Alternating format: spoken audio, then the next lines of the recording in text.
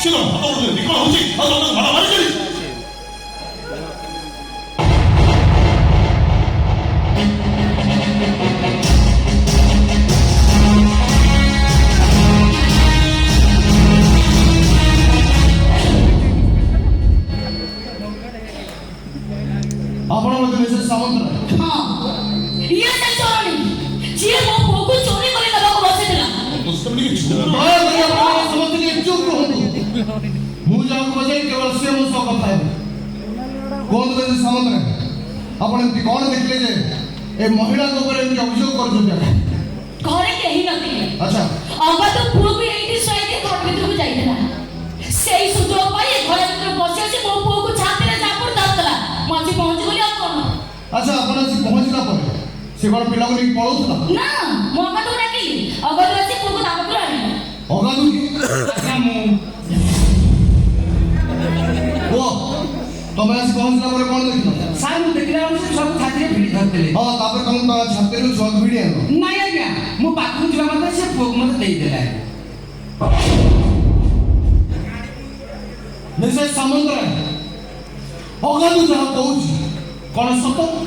ହଁ ହେଇଥିବ, ମୁଁ ଏତେ ନଜର ଦେଇନି। ତାହେଲେ କୋଉ ନଜରରେ ଆପଣ ତାଙ୍କୁ ଚୋରାଣି ବୋଲି କହୁଛନ୍ତି? ଆରେ ତା ରୂପ ବେଶ ଉଚ୍ଚା ଦେଖି ଆପଣ କିଛି ଜାଣିପାରୁଛ ନା ନାହିଁ? ବେଶଭୂଷାକୁ ନେଇ କ'ଣ କାହାକୁ ଚୋରାଣି କରିବା ଉଚିତ? ବେଶଭୂଷା ନୁହଁ, କର୍ମକୁ ନେଇକି ଆମକୁ ବିଚାର କରିବା ଉଚିତ। ଠିକ ଅଛି, ଯଦି ସେ ଚୋରାଣି ନୁହଁ ତାହେଲେ ସେ ଘର ଭିତରକୁ ପଶି ଆସୁଥିଲା କ'ଣ ପାଇଁ? କ'ଣ ପାଇଁ ମୋ ପୁଅକୁ ଛାତିରେ ଜାବୁଡ଼ି ଧରିଥିଲା ପଚାରନ୍ତୁ। ଏ ଶୁଣ, ମ୍ୟାଡାମ ତମକୁ ଚୋରାଣି ବୋଲି କହୁଛନ୍ତି, ତାଙ୍କ ପିଲାକୁ ଚୋରି କରିବାର ଅଭିଯୋଗ କରୁଛନ୍ତି। ଏଠାରେ ତମର କିଛି କହିବାର ଅଛି?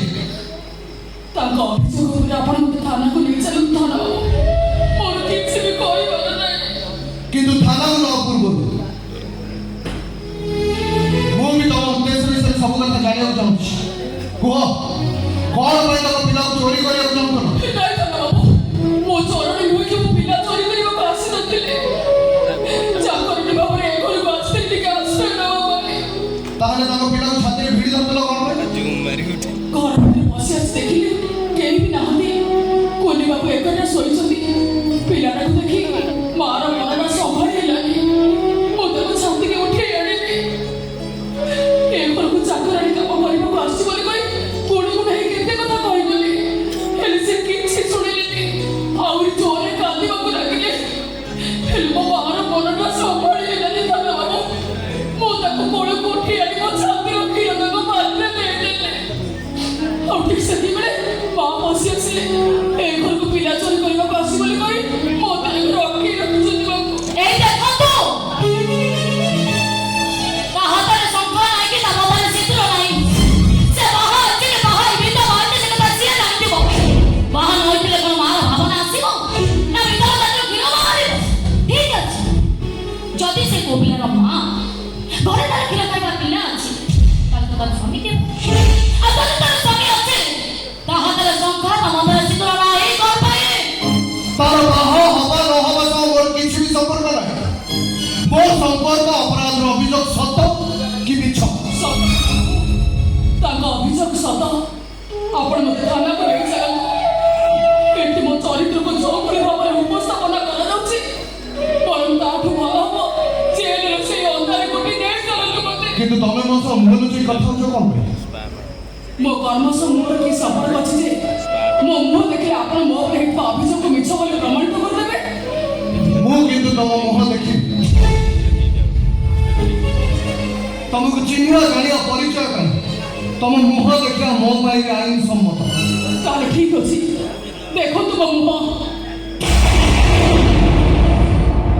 ତମେ ଆରେ କିନ୍ତୁ ତମେ ତ ବାସ ବାବୁ, ଆପଣ ମୋତେ ଚିହ୍ନିଛନ୍ତି ଜାଣିଛନ୍ତି ସେତିକି ମୋ ପାଇଁ ଯଥେଷ୍ଟ। ହେଲେ ମୁଁ ଚାହିଁବି ମୋ ନିଜସ୍ୱ ପରିଚୟ ଏ ପରିବାର ଲୋକ ଜାଣନ୍ତୁ। ଏଠି ମୋର ପରିଚୟ ମୁଁ କେବଳ ପିଲା ଚୋରଣୀ ବସ୍। ଯଦି ଆଉ କାହାକୁ କିଛି କହିବାର ଅଛି କୁହନ୍ତୁ, ତାହେଲେ ଅଭିଯୋଗ ଅନୁସାରେ ମୋତେ ମହିଳାକୁ ଥାନାକୁ ନେଇ ଯିବାକୁ ପଡ଼ିବ। ନାଇଁ ଅଫିସର, ଆପଣ ସେ ମହିଳାକୁ ଥାନାକୁ ନେଇପାରିବେ। ଆଚ୍ଛା, କାହିଁକି? କାହିଁକି ନା ମୋ ପତ୍ନୀଙ୍କ ଅଭିଯୋଗ ସମ୍ପୂର୍ଣ୍ଣ ମିଛ। ତମେ ତ ନିଜେ ଘରେ ସାବ୍ୟସ୍ତ କରୁଛ। ତମକୁ ନୁହଁ, ତମ ଅଭିଯୋଗକୁ ମୁଁ ମିଛ ବୋଲି କହୁଛି। କାଇଁ ଏ ନାରୀ ଜଣକ ତମ ବାନ୍ଧବୀ? କେବଳ ମୋର ନୁହଁ, ତମର ମଧ୍ୟ ସେ ଅତି ଆପଣା। ତାହେଲେ କ'ଣ ତାର ପରିଚୟ? ଶୁଣିବ? ଆରେ ତା ପରିଚୟ ଜାଣି ସାରିବା ପରେ ତମେ ଲଜ୍ଜାରେ କାହାକୁ ମୁହଁ ଦେଖେଇ ପାରିବ। ଗୋଡ଼ ହାତ ଯେମିତି ଧିକ୍କାର କରିଛ, ତା ଗୋଡ଼ ତଳକୁ ତମ ମୁଣ୍ଡଟା ଆପେ ଆପେ ନଇଯିବ। ଆଚ୍ଛା, ଏମିତି ସେ କହିଛି ନା ରେ? ତା ତ ନିଶ୍ଚୟ ଜାଣିବି ତାର ପରିଚୟ। ଆହୁରି ବି ଜାଣିବି ତା ସହିତ ଆମର କି ସମ୍ପର୍କ ଥିଲା। ଶୁଣିବ? ଶୁଣିବ ତା ସହିତ ଆମର କି ସମ୍ପର୍କ ଶୁଣିବ? ତାହେଲେ ଶୁଣ, ଆରେ ଯଦି ସେଇ ନାରୀ ଯିଏ ମଥୁରାକୁ 10 ମାସ 10 ଦିନ ତା ଗର୍ଭରେ ଜନ୍ମ ଦେଇଛି, ଯଦି ସେଇ ନାରୀ ଯାହା ପାଇଁ ତମେ ବାହା ହେଇଛ, ଆଉ ଆଜି ପରିସ୍ଥିତିରେ ପଡ଼ି ଘର ଭିତରକୁ ପଶି ଆସି ତା ଛାତିର କ୍ଷୀରଟା ଛୁଆ ଦେଇଗଲା, କଣଟା ମହାଭାରତ ସୁଧା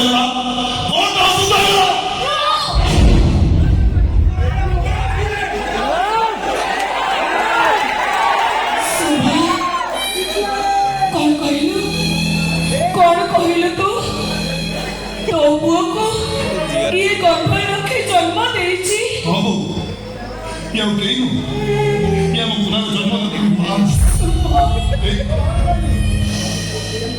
ହରେ ବିଧାତା, ଶେଷରେ ଏମିତି ଗୋଟାଏ ଘଟଣାକୁ ସୃଷ୍ଟି କରେଇ ଦେଲୁ, ଏମିତି ଘଟଣାକୁ ସୃଷ୍ଟି କରେଇ ଦେଲୁ। ଏଇଟା ଏମିତି କି ଘଟଣା ଯେ ଆମେ ଆକାଶରୁ ଛେଳି କରୁଛ? ତାଛଡ଼ା ସୁମେତୁ, ଆମର ତ ଯୁକ୍ତି ଥିଲା ପିଲା ଜନ୍ମ କରିସାରିବା ପରେ ସିଏ ଆମ ଠାରୁ ଅପରିଚିତ ରହିବ। କଣ ପାଇଁ ସେ ଘର ଭିତରୁ ପଶି ଆସି ଆମ ପୁରାକୁ ଛାତ୍ର କିଣ ଦଉଥିଲା? ହଁ ମାନୁଛି ସେଇଟା ତାର ଭୁଲ। ଆଉ ତାର ସେ ଭୁଲ ପାଇଁ ତମେ ତ ମନାଇ ପାର ମାରି ସାରିଲ। ଆଉ ମାରୁଛ ଯଦି ଏଥର ମତେ ମାର, କାହିଁକି ମାରେ ଭୁଲ ପାଇଁ ପରଧିର ଦାୟୀ ହେଉଛି ମୁଁ। ସେଥିରେ କୃତଜ୍ଞ ଜଣେ ଯଦି ପରିଚୟ ହେଇନଥାନ୍ତା ଆଜି ସେ ଠିକଣା ଖୋଜି ଆଜି ଏଠି ପହଞ୍ଚି ନଥାନ୍ତା। ତୁ କଣ ତାକୁ ଠିକଣା ଜଣେଇବୁ? ଆରେ ତୁ କଣ ତାକୁ ଠିକଣା ଜଣେଇବୁ? ବା ସିଏ ପରା ଏ ଘରର ଦିନେ ଆପଣାର ମଣିଷ ଥିଲା। ଚୁପ୍ କାହିଁ ଚୁପ୍ ହେବି ବା? ଏ ବିଷୟରେ ଏଠି ଆଲୋଚନା କରିବାରେ କିଛି ଠିକ ତ? ଆଲୋଚନା କରିବା ଦରକାର ଅଛି। ଆହୁରି ଜାଣିବି ତା ସହିତ ଆମର କି ସମ୍ପର୍କ ଥିଲା। ଶୁଣିବୁ? କହୁନ? ସତ କଥାଟା ଶୁଣିଲା ପରେ ତୁ ସହି ପାରିବୁ ତ? ଏ ଅବଶ୍ୟ ତ ଦୁର୍ବଳ ମନ ଝିଅଟାଏ ଅଛି। ଆଚ୍ଛା, ଏଇ ତୋର ମାନେ ତମ ନିଜର ଜାଣି ସାରିବା ପରେ ସେ ଚଳି ପଡ଼ି ମରିଯିବ। ଖବରଦାର ବୋହୁ, ମୋ ସାମ୍ନାରେ ତାକୁ ତୁ ଇତର ବୋଲି କହନା। ସେ ଇତର ନୁହେଁ, ସିଏ ମୋ ସୁଭେନ୍ଦୁର ପ୍ରଥମ ସ୍ତ୍ରୀ କାବେରୀ।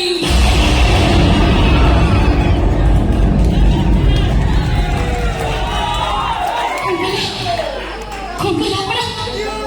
ଇଏ ସୁଭେନ୍ଦୁର ପ୍ରଥମ ସ୍ତ୍ରୀ? ଆପଣ ଭୁଲ କହିଲେ, ମୁଁ ଭୁଲ ଶୁଣିଲି। କିଛି ଭୁଲ କଥା କହୁନାହାନ୍ତି ବୋହୁମା। ତାପରେ ମା ଏ ଘରର ପ୍ରଥମ ବୋହୁମା। ବାବୁ ତାଙ୍କ ଭୁଲ ବୁଝାମଣା ପାଇଁ ତାଙ୍କୁ ଝାଡ଼ା ପତ୍ର ଦେଇ ତମକୁ ବିବାହ କରୁଥିଲେ। ସେଇଥିପାଇଁ ତ କାବୁଡ଼ି ମା ଗୁନାକୁ କ୍ଷୀର ଦଉ ଧରା କରୁଛନ୍ତି।